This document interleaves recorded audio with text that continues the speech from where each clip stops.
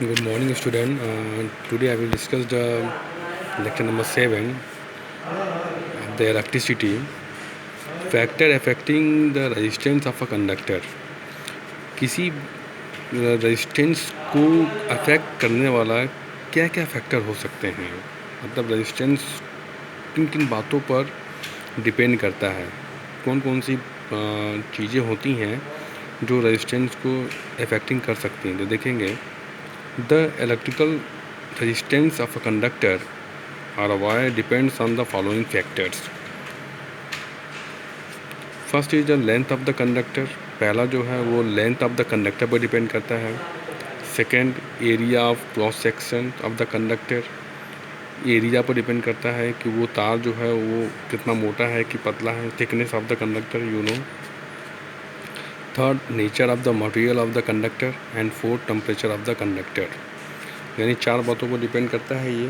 तो सबसे पहले हम लोग फर्स्ट टॉपिक देखेंगे, इसी में है effect of the length of the conductor, यानी लेंथ का क्या इफ़ेक्ट होता है रेजिस्टेंस पर। देखेंगे it has been found by the experiment, मतलब प्रयोग द्वारा ये पाया गया है कि that on increasing the length of the wire it resistance increases.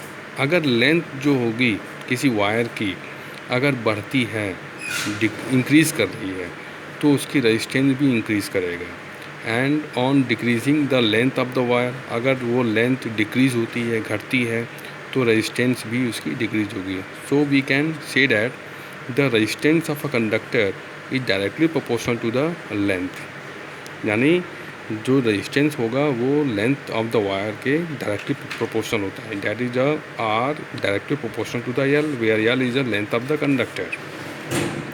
यानी देखिए, अगर लेंथ हम 2 मीटर करते हैं तो रेजिस्टेंस भी हमारी बढ़ेगी।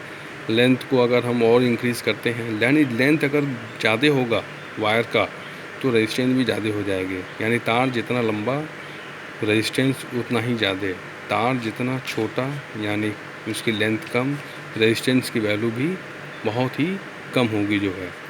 अगर हम लोग कह सकते हैं कि अगर वायर जो होगा, अगर लेंथ ऑफ द वायर अगर डबल है तो रेजिस्टेंस भी हमारा डबल हो जाएगा। और अगर लेंथ ऑफ द वायर हैवेल्ड है, हाफ है, तो रेजिस्टेंस भी हाफ हो जाएगा। यानी जैसा लेंथ वैसा रेजिस्टेंस। रेजिस्टेंस अगर लेंथ अगर ज़्यादा है तो रेजिस्टेंस की वैल्यू ज़्यादा होगी। लेंथ अगर वायर का कम है तो रेजिस्टेंस की वैल्यू भी कम हो जाएगी। That is R directly proportional to the L.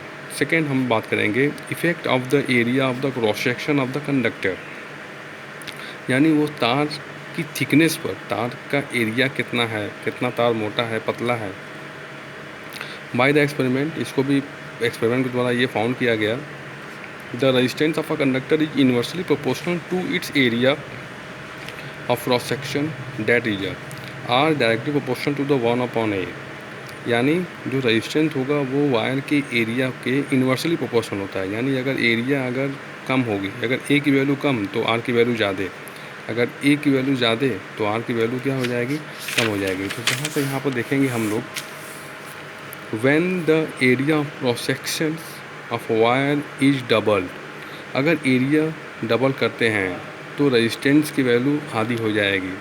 क्यों आधी हो जाएगी? क्योंकि जो आर की वैल्यू है, जो ये आर की वैल्यू है, R directly proportional to the 1/एरिया। अगर एरिया को अगर हम डबल करते हैं तो आर की वैल्यू क्या हो जाएगी, 1/2। आर की वैल्यू हाफ हो जाएगी, क्योंकि रिलेशन से रखेंगे तो आर की वैल्यू हाफ हो जाएगी। If the area of cross section wire is halved then resistance will be get double. अगर एरिया को अगर हम हाफ रखते हैं तो रेजिस्टेंस की वैल्यू क्या हो जाएगी, ज़्यादा हो जाएगी जो है, क्योंकि वो इसके इन्वर्सली प्रोपोर्शनल होगा। अगर ए की वैल्यू कम है तो आर की वैल्यू ज़्यादा, अगर ए की वैल्यू ज़्यादा है तो आर की वैल्यू कम। We know that a thick wire has the greater area of a cross section. ठीक मतलब मोटा, मोटा वायर की जो एरिया होती है वो ग्रेटर होती है। जैसे ये तार है, ये तार इतना मोटा है, दैट इज ये जो पोर्शन है ये ज़्यादा मोटा है, यानी ग्रेटर एरिया है इसका। ठीक वायर है, that is thick wire has a less resistance, यानी तार जाहिर सी बात है इसकी एरिया ज़्यादा, जब एरिया ज़्यादा तो रेजिस्टेंस की वैल्यू क्या हो जाएगी, बहुत कम हो जाएगी। यानी अगर एरिया अगर ज़्यादा है, तार अगर ज़्यादा मोटा है, मोटा तार की एरिया ज़्यादा होगी। जब एरिया ज़्यादा होगी तो उसकी रेजिस्टेंस की वैल्यू क्या हो जाएगी, कम हो जाएगी। Second, a thin wire has a smaller area of a cross section. देखिए ये पतला वायर है, थीन वायर है, पतला वायर है, तो इसका जो एरिया है वो स्मॉलर है। This mean that a thin wire has a more resistance, यानी पतले वायर पर रेजिस्टेंस की वैल्यू क्या हो जाएगी, बहुत ज़्यादा हो जाएगी जो है। सो हम कंक्लूड निकाल सकते हैं कि short length of a thick wire is use for a getting low resistance. अगर थिक वायर है, तार अगर मोटा है तो उसकी रेजिस्टेंस की वैल्यू काफ़ी लो है। और long length of a thin wire use for a getting high resistance. तार अगर पतला है और ज़्यादा है, लंबा है, तो उसकी रेजिस्टेंस की वैल्यू बहुत ही ज़्यादा हो जाएगी। तार पतला भी है और तार की उसकी जो थिकनेस है वो बहुत पतली है और लंबी है, तो उसकी रेजिस्टेंस की वैल्यू काफ़ी हाई हो जाएगी। तार अगर छोटा है और मोटा है तो उसकी रेजिस्टेंस की वैल्यू क्या हो जाएगी, कम हो जाएगी जो है। दूसरी बात हम बात करेंगे, the thickness of a wire is usually represented by its diameter. जो थिकनेस होती है वायर की वो यूजली उसके डायमीटर पर डिपेंड करती है। तो देखिए ये अगर वायर है तो इसका डायमीटर यही होगा, मोटाई हम यहीं से लेंगे पूरा, दिस इज अ डायामीटर। तो यहाँ पर बात करेंगे, the thickness of a wire is usually represented by its diameter. It can be shown by calculation that the resistance of a wire inversely proportional to the square of its diameter, that is a r inversely proportional to the 1/d square। अब देखिए जाहिर सी बात है, तार अगर जितना मोटा होगा उसकी डायमीटर की वैल्यू बहुत ज़्यादा होगी। जैसे ये तार है, ये तार ले लें अगर हम, तो देखिए इसका डायमीटर यही होगा ना, इसका डायमीटर यही होगा। तो देखिए तार अगर जितना मोटा है उसकी डायमीटर बहुत ज़्यादा हो जाएगी। तो जो रेजिस्टेंस होता है वो डायमीटर के इन्वर्सली प्रोपोर्शनल होता है। यानी तार जितना ज़्यादा मोटा, रेजिस्टेंस की वैल्यू उतनी ही कम। यानी इफ़ D इक्वल टू 2 लें तो रेजिस्टेंस की वैल्यू हो जाएगी R equal to 1/d square. तो R equal to 1/2 square, that is 1/4। यानी रेजिस्टेंस की वैल्यू बहुत ही कम हो जाएगी, 1/4 है, 1/4 टाइम्स। लेकिन अगर तार बहुत पतला है तो जाहिर सी बात है पतले तार के डायमीटर बहुत कम होगा। जैसे ये तार पतला है, अब देखिए इसकी डायमीटर जो है कम है। अब डायमीटर कम होगा तो अगर इफ़ D 1/2 लें तो रेजिस्टेंस की वैल्यू बहुत ज़्यादा हो जाएगी, 4 टाइम्स हो जाएगी।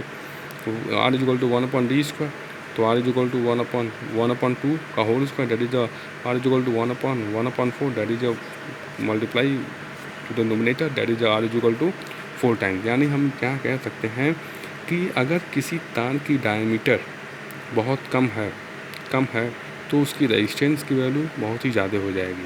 और अगर तार की डायमीटर की वैल्यू ज़्यादा है तो उसकी रेजिस्टेंस की वैल्यू क्या हो जाएगी, कम हो जाएगी। यानी ये तो बात आई। लेकिन अगर यहीं पर अगर हम लोग बात करें उसके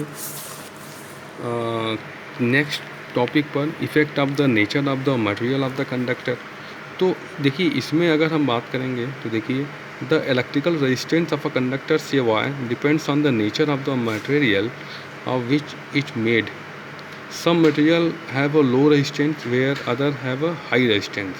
For example, if we take two similar wire having a equal length and diameters of a copper metal and nichrome alloy, we will find that the resistance of a nichrome wire is about 60 times more than that of copper wire.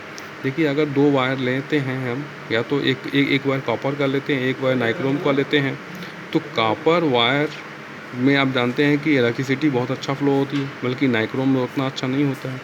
यानी इस बात पे भी depend करता है कि वो जो वायर है वो किस मटेरियल का बना हुआ है। जितना अच्छा मटेरियल का तार बना होगा उतनी ही उसमें रेजिस्टेंस की वैल्यू कम होगी जो है।